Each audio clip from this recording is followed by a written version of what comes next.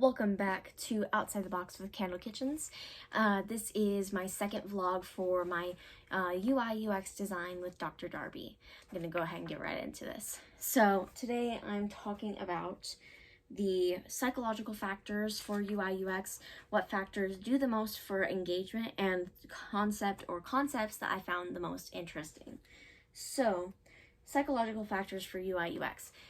There are quite a lot of different things that you don't realize go into examining the user interface and user experience, but have a huge impact on how we understand and how the user processes a website or other digital program.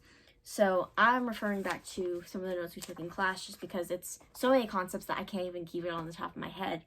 But there is overall an element of curiosity, and that is a driving force for a lot of people in continuing to peruse a media element. So people with that sense of curiosity, if they see something and it's like, I'm not sure what that's talking about, I've never heard that before, and so they want to keep scrolling, they want to click on this next link, they want to follow those trails and learn more about the information, because people, like humans, are really just designed for gaining knowledge. And so human psychology impacts design through perception, interaction, and response to interface design, and by utilizing these things in our designs, designers can create experiences that are intuitive, engaging, and effective.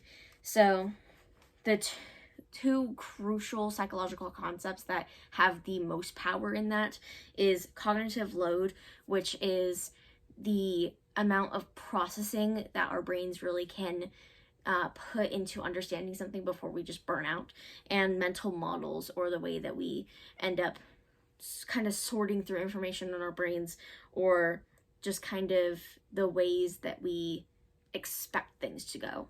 So yeah, role of mental models is for expectations, guidance, predictability. There are all these things that, like the learning curve, all of that has to kind of be already set in stone. Those assumptions and sometimes even prejudices really kind of play into that, and how we, tunnel through all the information and we're like, yes, this is a experience that I can really understand or utilize, versus why is the X in this top corner when it should be over here, that type of thing.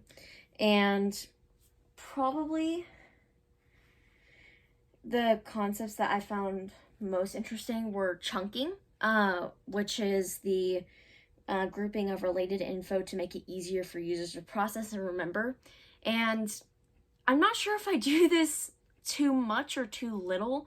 I am a very categorical person, and so when I am taking notes or when I am just doing anything to really organize myself, I end up going into extreme detail, sometimes too much detail even, in just saying like, oh, there's this thing, but then I'm going to categorize it down to for this class, for this day, for this time frame, and it can, like, to some people that can be a lot, and I'm not quite sure how that plays into the whole brain, but and then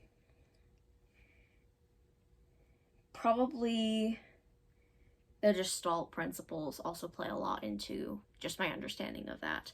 And I know I had notes on the Gestalt principles somewhere. Oh yeah, I have them on here.